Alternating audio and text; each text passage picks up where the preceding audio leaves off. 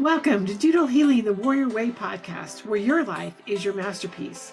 I'm Cindy Bayless, your Doodle Warrior Coach, here to help you turn self-doubt into unshakable confidence, rediscover your purpose, and create a life you can't wait to wake up to.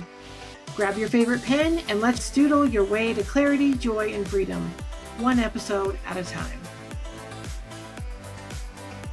You do everything for everyone for years. You build your life around your kids' needs, their schedules, their emotions, and their growth. And then one day the house gets quiet. Not because something went wrong, not because you failed, but because your relationship has changed.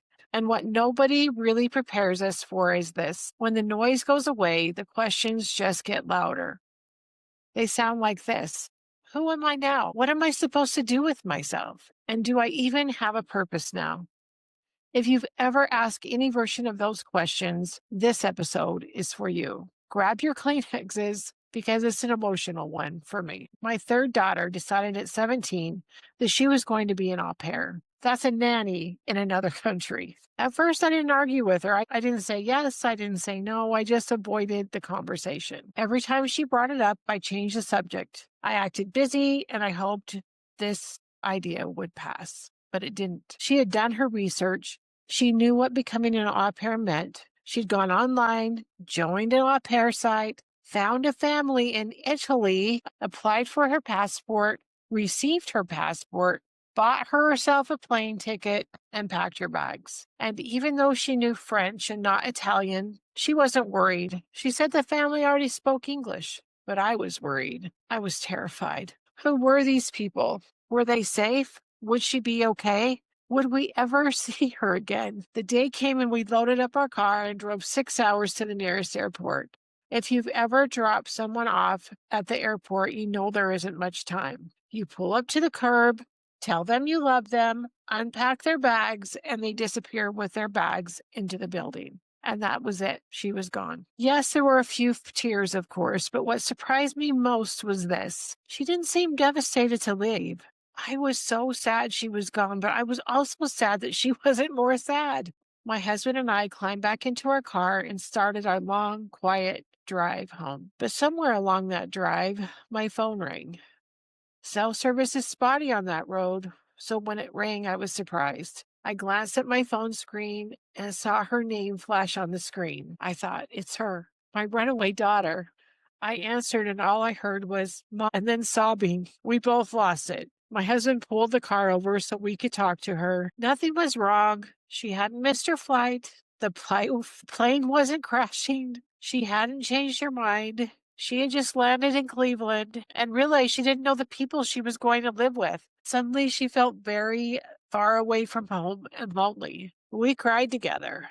And I secretly hoped she'd turn around and come back. But she pulled herself together and got on the plane and flew to meet her new family in Italy. And my heart was broken. I told you to grab your Kleenexes. On the surface, this story is about my daughter and her grand adventure to Italy. But underneath it, there was a much bigger question forming inside of me. The question was, who am I if I'm not needed anymore? Separating being a mother to young children from being a mother to adult children has been one of the hardest transitions of my life. I have questions like, how often do I call them? Do I wait for them to call me? I don't want to bother them. Where's the line? How much space is support and how much is interference? And the question that scared me the most, am I too old to be anything other than a mom? I had been a stay-at-home mother for 30 years. That role shaped everything. It shaped the choices I made about my personal development, about what I would do every day, my priorities, and literally my identity. So when one of my children left the country, it wasn't just about distance. It was about relevance. I thought she didn't need me anymore. And if she didn't need me, then who was I supposed to be? So many women find themselves in this exact same place. The demands on us are different. And suddenly everything is quiet. We don't always talk about this part. We talk about missing our children. We talk about how proud we are of them, and we talk about how worried we are for them, but we don't always talk about the identity shift that happens underneath it all.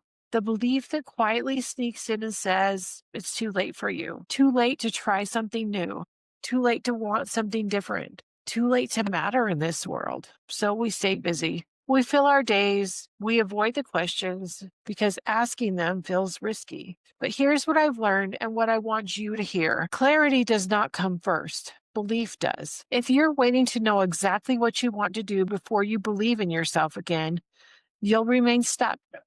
Stuck means you don't move forward or backwards. You just stay where you are, waiting, wanting, and wishing for something more. Belief is what gives you permission to ask honest questions. Belief is what lets you sit in the quiet without panicking. Belief is what allows you to imagine a future that includes you and your future self. The role you have claimed for so many years is changing, but it doesn't erase you. It reveals where belief needs to be rebuilt. Being a stay-at-home mom was a role I lived fully, intentionally, and completely.